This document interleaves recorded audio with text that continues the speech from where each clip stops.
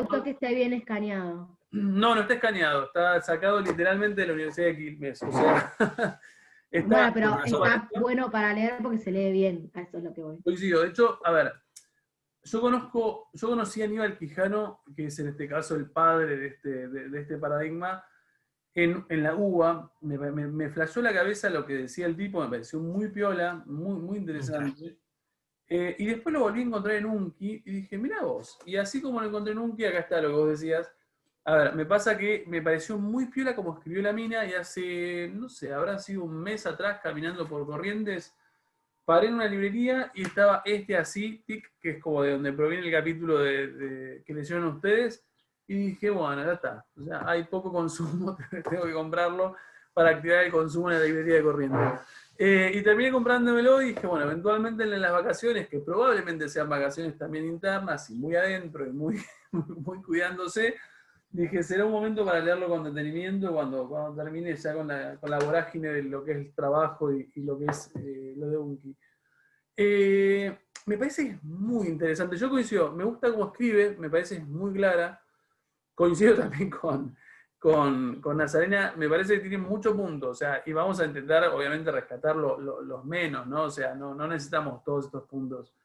Pero no sé, es como muy claro el horizonte. A mí me parece uno de los enfoques de paradigmas más piolas que hay de los últimos tiempos. Eh, y vamos a intentar ver qué es lo que plantea, digo, ¿no? Y aparte, lo que me gustó cuando yo lo iba leyendo, y de hecho recién fui porque literalmente fui a buscar apuntes míos de este año para ver un par de cosas. Lo que está bueno es que uno pueda incluso cruzarlo, y ustedes ya lo pueden hacer también, y eso me genera muchísimo placer.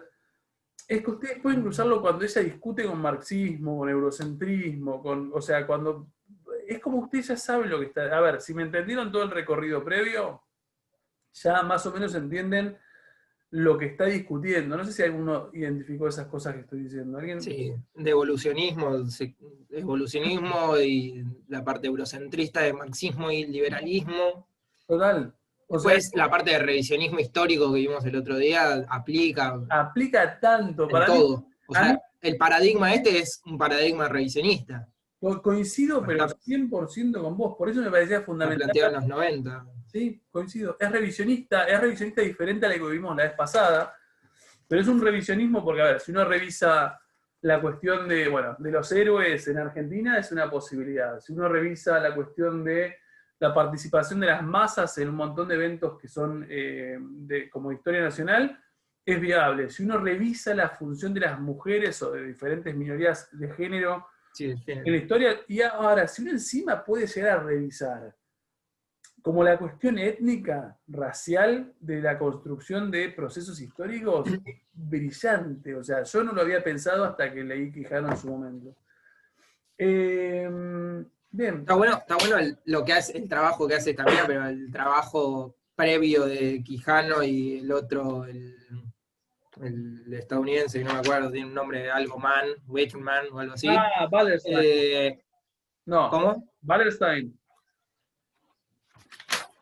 Algo No con me acuerdo W, cómo se ¿no es? llama. Con el que hace el ensayo, el trabajo que hacen esos dos chabones Yo no sé es si más destacable que el de la mía, porque esto es como si fuese Romero hablando de lo que dice totalmente otro. para que te estoy escribiendo. Pero está bueno que te lo acerque, te lo baja a una. Te Algo lo así. acerca más allá de. No sé si se lo mandé en el chat. Puede ser que le haya puesto el wall adelante, Igual el wall atrás. es como un grosso, coincido. Historia económica es un grosso, pero no sé si es a ese al que te referís. Sí, yo coincido con vos. Estamos hablando, Creo que sí. estamos analizando el Romero de la colonial y del giro de colonial. O sea, si uno lee a Quijano, me parece que obviamente sería mucho más rico, pero bueno, nada. Digo, me parece que está bueno para esto. Si les interesa, eventualmente googlean y se nutren. Por su cuenta, pero por lo menos que sepan que existan, les digo que es un avance, están como años luz de un montón de otras cosas. Ni hablar que, volvemos a lo mismo, es una cosa absolutamente nueva. Yo me lo reencontré este año, me gustó el texto y eventualmente dije, bueno, si yo sufrí este año, sufren los chicos también. No, en realidad realmente me gustó. Entonces, como digo, me parece que te revuelve la cabeza, que un poco es esta siempre la idea de enfrentarte como al conocimiento, es como, bueno, a ver, si me revuelve a mí, eventualmente por ahí logro que a ustedes también se pregunten algunas cosas, que es el motivo de todo esto. Y también porque me gustó, no les voy a mentir, ni bien arranca el texto, me parece que tiene esta frase que me parece brillante, y ni bien la leía, reconozco que lo primero que pensé fue, lo voy a dar en proyectos. O sea, es como, no se puede no dar esto. ¿Qué es lo que rescatamos de esta frase? A veces uno se detuvo en esta primera parte, ni arranca, ni explica. Simplemente arranca dando una Que introducción. solo 4 teorías de todos los paradigmas que estuvieron vigentes a lo largo de la historia fueron de suelo americano.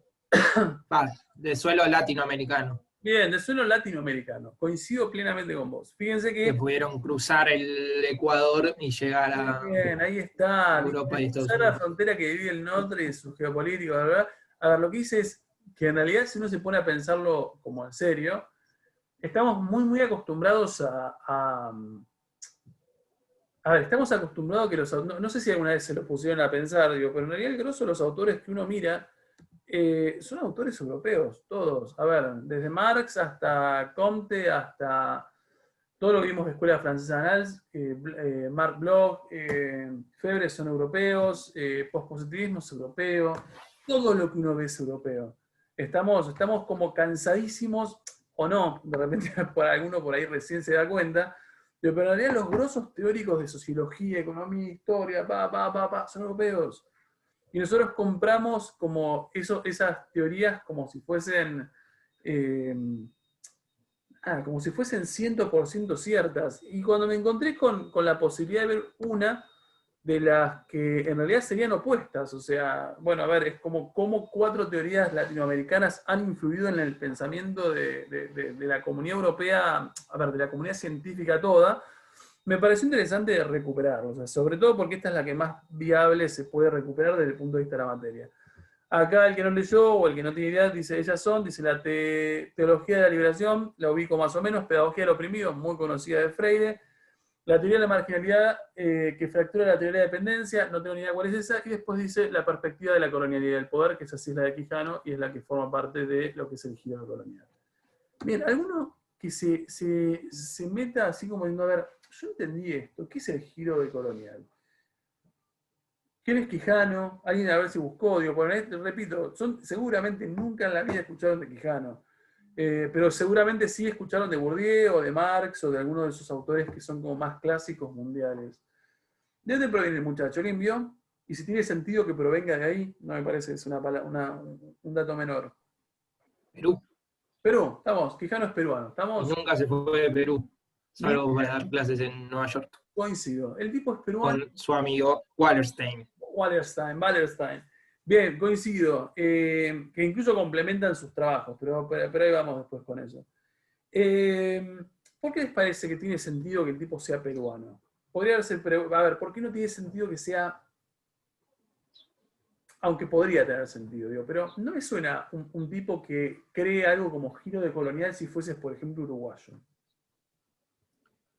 Supongo que a lo que va, si puede ser que sea como la primera asociación que hago, es a la parte de la cantidad étnica originaria que hay dentro de Perú, que en Uruguay o Argentina no lo hay tanto en las capitales, Coincido. dado que estuvieron llenas de inmigrantes. Exactamente eso. O sea, a mí me parece fundamental contextualizar y ver el momento en el que el lugar en el que él surge, básicamente en función de ver que son países donde demográficamente hay muchísima más población nativa. Que no me parece un dato menor. ¿Estamos? O sea, porque en realidad, si bien nosotros Argentina, por eso primero dije Argentina, amagué con decir Argentina y después dije no, pará, porque en realidad todo lo que es norte de Argentina está lleno de población como descendiente de nativo. Pero sí, recupero lo que dice Tiago. A ver, Argentina tiene esta cuestión de, en los lugares metropolitanos o de mucho movimiento, en realidad somos mayoría de descendientes de europeos. Y Uruguay, creo yo, en algún momento lo había leído, como que tiene poblacionalmente creo que es el más concentración de descendientes europeos tiene en América Latina. Entonces, de repente ver, en países donde la mayoría somos descendientes de europeos, donde en realidad no hay no hay un apego en el buen sentido, digo, a como raíces prehispánicas. En realidad es medio difícil pensar que te aparezca un tipo a decir todo lo que te dice. Entonces, cuando uno mira un Perú, que obviamente como Bolivia, como Ecuador, como México, tienen una raíz mucho más precolonial y que tiene que ver con que en Perú tenés a los incas, con que son ellos mismos mucho más orgullosos, ¿no? de su pasado como prehispánico, es ahí donde adquiere como sentido lo que está diciendo el tipo. ¿Alguien se anima a tirar un par de ideas? A ver, ¿qué es lo que entendieron? No todo. Obviamente yo coincido con Nazarena, no es necesario ir punto por punto, porque hay cosas que podemos sacarlas y eventualmente lo entenderíamos igual. ¿Qué es? A ver, ¿qué es giro de colonial? ¿Qué es colonialidad del saber? ¿Qué es colonialidad del poder? ¿Qué es lo que dice el tipo? Para entenderlo al muchacho, ¿qué es lo primero que tendríamos que entender a Yo nivel... por lo que entendí, No sé. que lo que él como que intenta hacer, lo que a mí me pareció como, no sé si interesante, pero útil como para marcar lo de la colonialidad, es que habla de que lo que él dice es que muchos lo catalogaron o catalogaron al paradigma como algo postcolonial o algo así. Él dice que no, porque para él lo que plantea es que como que el colonialismo sigue vigente Bien. en distintos aspectos. Bien. Entonces habla como que en realidad es, no sé, ese orden, ese ordenamiento o esa como desigualdad entre distintos territorios, etnias, qué sé yo, sigue, y medio como que lo critica, todo como al eurocentrismo, y nada, no sé, como que marca la importancia de América, como que quiere medio reivindicar esa América que fue como por muchos años como lo periférico, lo segundo, lo más inferior a todo lo que sería el otro. Coincido plenamente. A mí me parece que ahí arrancás con algo que está buenísimo y es, al tipo lo catalogan como una especie de enfoque o paradigma postcolonial y lo que el tipo te dice es, ojo, que en realidad la colonialidad, si bien existió, o sea, descolonizarse, nos descolonizamos todos. De hecho, nosotros nos descolonizamos en 1816, y si lo pensamos a nivel colonización de imperialismo, digo, convengamos que la mayor parte de los países africanos y demás se han descolonizado en la segunda mitad del siglo XX. Pero una descolonización simplemente política y ni siquiera ideológica. Bien, solamente es el título de tenemos una independencia y una constitución propia. Por eso mismo el tipo te dice, ojo, que en realidad hay un montón de procesos de descolonización de Colón, literalmente, o sea, de los virreinatos, o incluso estoy pensando, porque en un momento él dice, ojo, que esto tampoco es algo simplemente latinoamericano. En realidad el tipo está pensando en algo un poco más global, en un enfoque que haga referencia a otros espacios colonizados. Y lo que el tipo dice es, no está, a ver, si bien está descolonizado desde el punto de vista político, y por qué no en algunos casos económico, en el fondo lo que hay es una constante, por eso él habla de colonialidad del poder y del saber. ¿Alguien ubicó qué son colonialidad del poder y del saber? ¿Qué es lo que dice respecto a la colonialidad? No, obviamente no terminó, estamos de acuerdo, o sea, está todavía entre nosotros. ¿Dónde la vemos reflejada? Esa colonialidad. ¿O qué les parece a ustedes? A lo que va, ¿Sí? bueno, que a lo que va es que se sigue manteniendo la estructura europea en los países que actualmente están descolonizados. Los países que hoy en día, mayor parte de América, por ejemplo, se considera descolonizado de España o de Portugal en el caso de Brasil, no ha alcanzado la descolonización plena, dado que siguen manteniendo las estructuras políticas, las estructuras sociales, las estructuras del conocimiento, de la misma manera que lo hacían a lo largo de toda la historia colonial, desde 1492 hasta que se independizan. Entonces, esa colonialidad sigue vigente y no se reivindica el accionar de los pueblos originarios o de los estratos sociales más vulnerables, sino que se adoptó la forma europea y se sigue aplicando y se sigue replicando a lo largo de toda la historia, y ahí también mezclaba la parte de liberalismo y marxismo europeos que no se podrían aplicar acá por la heterogeneidad que tiene todo el suelo americano y que se puede aplicar en África o Asia, con tribus, con Coincido grupos plenamente con vos. más pequeños. Coincido. A ver, básicamente el eje del tipo, y un poco es en base a lo que dijeron los dos, a ver, el eje del tipo es darte cuenta, a ver, que vos abras la cabeza, que vos como población latinoamericana abras la cabeza, aun si de repente todos nosotros fuésemos descendientes de, o mayoritariamente descendientes de europeos, lo que el tipo te dice es, ojo, porque en realidad uno no se percata, pero en realidad está constantemente sujeto a patrones culturales europeos. O sea, culturales, de poder, de saber. A mí siempre me pareció muy interesante la concepción, a ver, el concepto colonialidad del saber del tipo. O sea, lo que él dice es, básicamente todo, o sea, por más que pensemos que estamos independientes, todo lo que es la construcción de saberes, pensándolo desde el punto de vista como desde lo intelectual, sigue siendo eurocéntrico. Es más, repito, o sea, para verlo nosotros en el aula virtual, pero en el aula, a ver, nosotros vimos autores europeos. Estamos, a ver, porque hasta me pongo como a cuestionar yo puntualmente por qué, no sé, les di Marx y no les di Mariátegui. Mariátegui es un autor que aparece por él nombrado, que también es un tipo marxista, latinoamericanista, y vos decís, a ver, porque en el fondo Marx obviamente es el padre de todos estos, al menos a nivel como paradigmático, y es el que tienen que saber, pero si uno se pone a pensar, decís, pará, yo todos los autores que me manejé, que les bajé a ustedes, son todos europeos.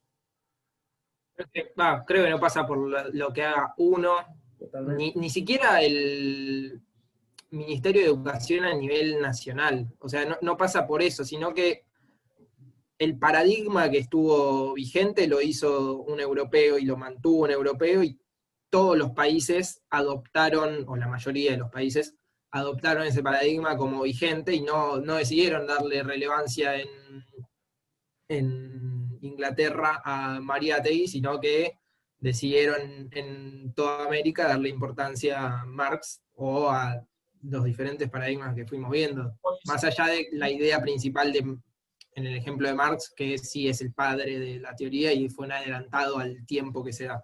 Total. Pero también es verdad, y ahí voy a lo que vos decías del Ministerio de Educación, también es verdad que uno, a ver, esto no estamos yendo como a cosas como muy finas, pero uno no tiende a preguntarse, o uno no tiende a cuestionar determinadas cosas que se dan por dadas, y que sean como obvias y normales. Ejemplo, yo te diría, sí, en realidad también es parte de responsabilidad del Ministerio de Educación. No digo este Ministerio de Educación, digo de los Ministerios de Educación, para sacarle partidismo, porque no va por ahí. Porque en realidad a vos, por ejemplo, ¿quién me define a mí lo que yo tengo que darte a vos como clase? O sea, desde sí, lo bajan. Me lo bajan, y en realidad, a ver, uno se pone a pensar que en realidad a mí me lo hicieron reflexionar así, por eso te lo hago reflexionar a vos. O sea, porque es una deconstrucción del saber. Es una deconstrucción de la educación. Exactamente. Este tipo lo que está apelando es una deconstrucción del saber desde el punto de vista de las cosas que uno define como normales. Porque lo que el tipo te está diciendo es, vos suponés que, bueno, nada, no podemos responsabilizar al Ministerio de Educación y decís, ¿cómo no? Porque en realidad, si vos deconstruís, o por lo menos tenés una perspectiva que prime, o sea, o que se proponga como...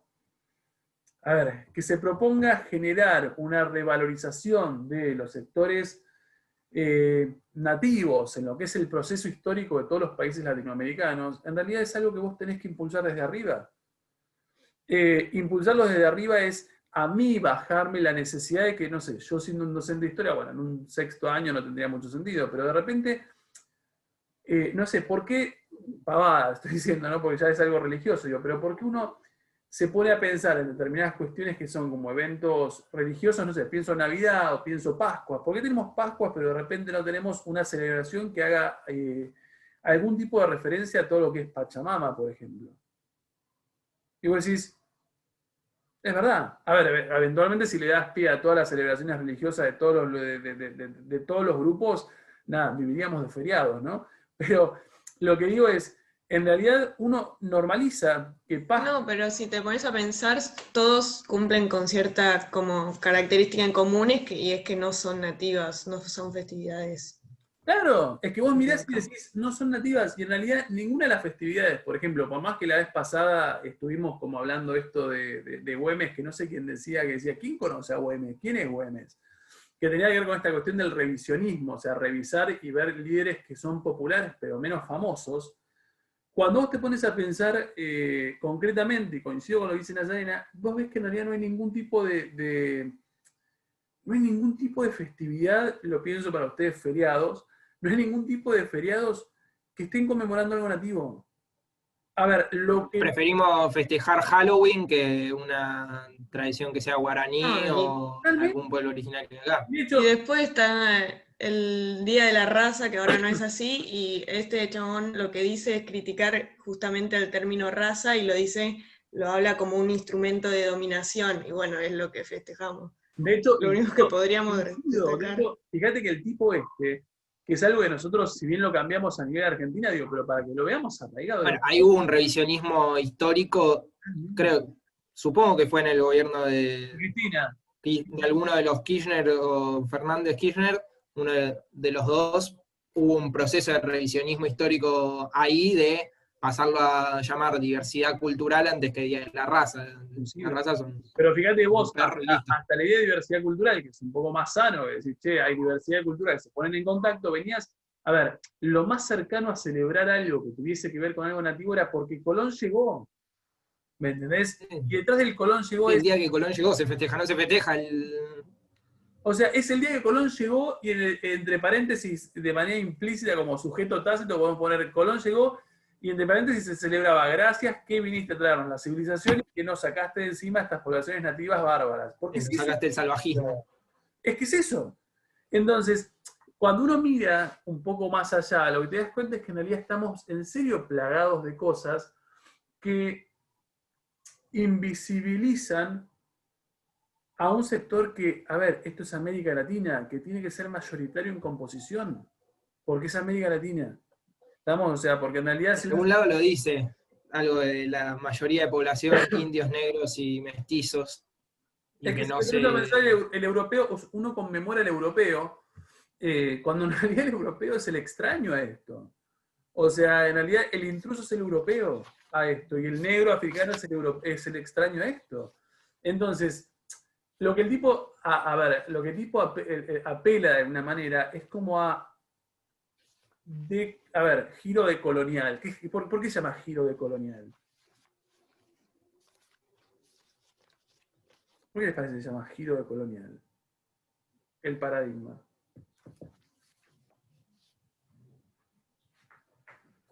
Porque Es, significaría, sí, como un cambio en la colonialidad que está vigente, como una desconstrucción de eso que está ahora Exactamente, es darle bien un presente. giro a esa colonialidad presente. Sí, lo define acá, lo marqué porque me parecía como que estaba bueno cómo lo definía esta señora, de gato. Define el giro colonial no es otra cosa que el viraje en la reubicación de la posición de sujeto en un nuevo plano histórico, emergente de una relectura del pasado que reconfigura el presente y tiene como proyecto una producción democrática de una sociedad democrática. Bien, una producción democrática. ¿Qué les parece que puede ser una producción democrática? A ver, tiene como objetivo una producción, yo te diría una producción democratizadora de voces, ¿no? Digo, ¿qué implicaría eso? Que todo el pueblo latinoamericano en su conjunto, desde nativos hasta los más inmigrantes, tengan voz, ahí vamos a lo democrático, tenga voz, que sería el voto, ponele, en poder plasmar sus ideas y su forma de vida y su pensamiento ante todo el resto de América. A ver, básicamente lo que el tipo está planteando, en base a lo que dice Tiago, es una revisión por ahí, incluso de procesos ya elaborados sobre América Latina, pero visto desde la América Latina. Estamos, o sea, vistos, o sea, desde una mirada latinoamericanista, que no quiere decir que con eso vas a elogiar todo lo latinoamericano, ¿no? O sea, hay cosas latinoamericanas como de cualquier país que no son elogiables. Pero lo cierto es que el tipo está pensando en la necesidad de recuperar lo autóctono, o sea, y poder narrar, o a ver, realizar un proceso de narrativa y de abordaje y de estudio que en realidad esté pensada desde lo latinoamericano y no desde afuera hacia esa Latinoamérica que obviamente cuando vos no sé, pienso todos los europeos que han analizado lo latinoamericano, en realidad lo han hecho desde un otro, o sea, desde una posición de superioridad, desde lo ajeno. O sea, no sos parte de eso como para poder decirme qué es lo que le está pasando a América Latina. Y en ese sentido me parece que está bueno, una de las cosas que dijo Tiago, que me parecía estaba buenísima, es el tipo lo que dice es, a ver, es una crítica al marxismo, es una crítica al evolucionismo, es obvio, digo, convengamos que no hay mucha vuelta. Pero cuando nosotros decíamos, fíjense hace un tiempo, a tiempazo atrás, decíamos, chicos, a ver, yo les decía, tengan en cuenta esto. Primero positivismo, después evolucionismo, después marxismo. Yo les decía, tengan en cuenta que lo tienen que entender así, y tengan en cuenta que uno te lleva a la otra, porque cuando lleguemos al marxismo vamos a decir, el marxismo es positivista y es evolucionista, y ustedes tienen que arrastrar la idea. A ver, estamos en ese momento, ya habiéndolo visto hace un montón. El tipo te dice, el marxismo no es, no me acuerdo cómo lo dice textual, pero es las herramientas conceptuales que te da el marxismo son poco eficientes, básicamente. O sea, no quiere decir que el marxismo sea malo, porque no está diciendo eso Quijano. Lo que está diciendo es el marxismo... No tiene en cuenta como la heterogeneidad de las distintas sociedades, no sé si lo dije bien, Sí. de las distintas sociedades, estructura, no sé, los distintos Y lugares. lo plantea muy sencillo, o sea, te empieza a dar ejemplos uno tras otro que básicamente le decís, y sí, tenés razón.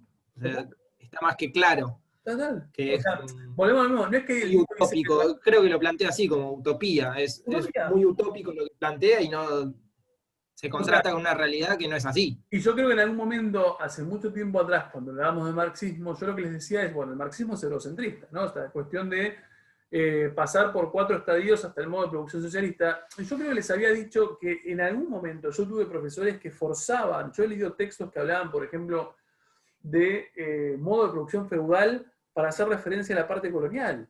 Y vos decís, ¿pero por qué? Bueno, porque colonial no es capitalista, pero tampoco es esclavitud, y entonces en la lógica Necesita meterlo en el esquema y... en el esquema tenía que tener un modo de producción, y vos leías modo de producción feudal y decís, ¿en qué momento esto se vuelve... gracias, Valen. ¿En qué momento esto se vuelve como feudal? Y bueno, en realidad se vuelve feudal porque no hay otro concepto. Y un poco lo que está diciendo el tipo es esto, o sea, no quiere decir que el marxismo sea malo, simplemente no sirve para la realidad latinoamericana. Entonces, así empezás a ver un par de cosas. A mí una de las cosas que me llamó la atención, y ahí va lo que decía Tiago hace rato, lo de Wallerstein. Wallerstein es un historiador, para mí es un economista igual, grosso, pero grosso mal. Filósofo también. Es filósofo también, yo lo tenía como economista. El tipo Murió el año pasado en mi cumpleaños. Tengo Mirá. ese datito también para dar. Mirá vos, yo me perdí el dato que yo me vino acá una vez hace como 10 años a la Argentina y me perdí de ir porque no había más cupo, pero no importa. El tema es, el tipo es grosso mal, o sea, uno lo lee en historia moderna. Lo que el tipo habla es un concepto que es clave, él habla de la economía mundo, hace referencia a, bueno, justamente al periodo como en que Europa llega al territorio americano y que por primera vez en la historia de la humanidad vos podés hablar de una economía mundo en el sentido que todos los continentes del mundo están como integrados. Y ahí para él surge la modernidad, y me parece muy piola esto que vos traías hace rato, Tiago. A ver, de esa modernidad lo que le dice Quijano es, a ver, modernidad porque lo vemos desde el punto de vista europeo, porque en realidad uno está acostumbrado, incluso pienso en historia de primer año, que uno dice historia antigua, historia edad media, edad moderna, edad contemporánea. Y lo que el tipo le dice es, ojo, porque ustedes europeos no hubiesen tenido modernidad si no hubiésemos estado nosotros, latinoamericanos, que les dimos la posibilidad de que ustedes hagan ese impulso a la modernidad. Entonces lo que el tipo dice es, no llamemos más entonces modernidad a la edad moderna, llamémosla, y creo que dice moderno colonial. Entonces lo que el tipo está haciendo es agarrar un poco lo que dice Wallerstein y meterle la parte colonial, porque entiende que lo colonial americano es sumamente relevante para comprender el proceso histórico ese. ¿Se entiende? A partir de la colonización surge... Te escuché bajito, Tiago. A partir de la colonización, ¿se escucha bien? Sí. Surge el mercado global y nombra un par de ejemplos que son como, que los tomamos como naturales, que existen desde siempre, pero surgieron a partir del descubrimiento de América y de la llegada de Colón. Total. Es que básicamente lo que el tipo dice es, dale la autoridad al continente latinoamericano en general, en los procesos históricos mundiales. Es porque Latinoamérica fue descubierta, Latinoamérica y América en general, ¿no? Digo, vamos a meter en este caso Estados Unidos también. Es porque América fue como descubierta que todo lo europeo fue posible. Entonces, no puede ser que el nombre con el que uno adopta ese periodo histórico sea solamente europeo. Repito, son pavadas, pero son pavadas que cuando vos vas como pensando... Los micromachismos acá serían microcolonialismos. Totalmente, eso coincido. O sea, los microcolonialismos que en realidad encontramos en un montón de lugares. Yo siempre digo, a mí una vez un profesor, hace mucho tiempo atrás, allá por UBA, me dijo algo que, una pavada, el tipo por ahí lo dijo, lo debe haber dicho 3 millones de veces, y a nadie le impactó, pero a mí en su momento me hizo reflexionar. Y lo que el tipo dice es, a ver, no nos damos cuenta el nivel de colonización, vamos a decir. De colonización que incluso que tienen los términos. El tipo decía, a ver, cuando uno se para naturalmente y te dice con total objetividad, comillas, te dice, no sé, a ver, ¿dónde sucedió el atentado? Y sucedió en el lejano oeste. Perdón, en el lejano oriente. O sucedió en Medio Oriente. Y el tipo nos decía, Medio Oriente, a ver, uno lo dice, pero en realidad lo que el tipo dice es, ¿Medio Oriente respecto de quién? El otro día no lo decía. ¿Cómo? El otro día yo dije eso, creo. No me acuerdo, si lo dijiste no me acuerdo, pero a mí me lo dijo hace un rato mucho, si no, me lo perdí si lo dijiste. Es eurocentrista y es terraplanista además. Totalmente. Es una mezcla a ver, pero de 500 años para atrás, más. Es que nunca nos ponemos a pensar que cuando yo digo Medio Oriente, primero Medio Oriente a todos nosotros nos viene Irak, Irán, Arabia Saudita, toda la parte ahí como que limita casi con África. Pero en realidad cuando vos te podés a pensar, Medio Oriente, en términos de Quijano, es un término colonizado. Y en realidad nosotros lo repetimos cual loro, porque así nos lo explican en geografía, y ahí te das cuenta que la geografía es europea. Y ahí te das cuenta que a ver, en el medio del planiferio está... A ver, te das cuenta que la geografía, así como uno habla de todas las ciencias como colonizadas, la geografía también lo está. Y a vos te reproduce como Medio Oriente y vos aceptás Medio Oriente, lo ubicás, pero nunca te preguntás por qué Medio Oriente es Medio Oriente o Lejano Oriente. O sea, el Lejano Oriente pues está lejos de nosotros, del mundo occidental, europeo, en este caso norteamericano, ya diríamos. ¿Se entiende? Desde ya que una cosa que me parece interesante para ver, pero ya con esto lo cortamos, y me parece muy piola que el texto, o esta mujer Seato, lo que hace es como contextualizarlo además con como procesos históricos un poco más recientes. No sé si alguien llegó a hacer esa parte. O sea, lo que te demuestra es que en realidad un paradigma no está como solito y que, a ver, entenderlo también implica en muchos casos contextualizarlo. ¿No estaba al principio? No sé, dice de la caída del muro de Berlín, la fin de la Guerra Fría. Eso seguro, es verdad, ahí te lo contextualiza. Te dice, ya no hay más, o sea, en esta rivalidad como... Algo, un poquitito al principio. Tal cual. Ahí lo que te dice es como, bueno, acá hay como una nueva rivalidad. Lo que ella al final hace es... Después te lo pasa al indio en el apartado 13 y 14, que dice el indio, el movimiento indígena y el movimiento de la sociedad, el regreso al futuro, y el 14 que es la economía popular y el movimiento de la sociedad. A ver, sin saber demasiado, pero siendo un poco observadores. Dice como la revalorización del indio, ¿no? O sea, del indio, del nativo americano. De todo lo que implica ese nativo americano. Políticamente, históricamente, ¿con quién coincide en alguno de los países vecinos este paradigma? Si se dan cuenta solos. Pero bueno, repito, no lo vieron en historia ni de casualidad. ¿Cómo era la pregunta? ¿Con quién coincide a nivel histórico, político, principios del siglo XXI, perdón? este paradigma. Digo, si uno lo contextualiza, decís, pará, hubo un tipo que lo hizo. O sea, que esto en realidad lo lleva a la práctica. Creo que Evo Morales en Bolivia. Morales en Bolivia. Evo Morales en Bolivia es el más claro ejemplo de aplicación de esto que es un paradigma, que para nosotros es de las ciencias sociales en general, pero que en realidad tiene enormes como injerencias en algunos lugares. Nosotros no lo podemos ver, porque repito, y un poco recupero lo que decía Tiago al principio, porque somos lugares donde tenemos una mayor como densidad de población europea, y ni hablar si lo pensamos en Buenos Aires. Pero cuando uno focaliza un poco y sale de nuestra mirada también argentinocéntrica, y mira un poquito por fuera, lo que te das cuenta es que en realidad Evo Morales, cuando uno empieza a cruzar lo que el tipo hace, a quién representa y lo que el tipo hace a nivel medidas concretas, a nivel educativas y demás, está aplicando esto. O por lo menos está tomando muy en serio la lógica esta en función de crear... Está adoptando su propia vida, la refleja y logra una política masiva incluso a los suyos. Totalmente, incluso en su país. Digo, convengamos que con Evo se reconoce a Bolivia como una nación multiétnica. ¿Estamos? Pluriétnica, creo que lo llaman. Pero convengamos que tiene sentido que sea Evo. ¿Puede haber sido Néstor? No, jamás. ¿Puede haber sido Cristina? Tampoco. ¿Puede haber sido Macri? No, menos aún. A ver, la recuperación, o sea, de esta identidad nativa, solamente podemos verla en tipos que sean ellos mismos descendientes de nativos. Vos sos un buen ejemplo de esto. ¿Se entendió? Bien, y me gustó lo que planteaste al principio, Tiago, porque justamente yo lo que quería era entroncarlo con esto del revisionismo.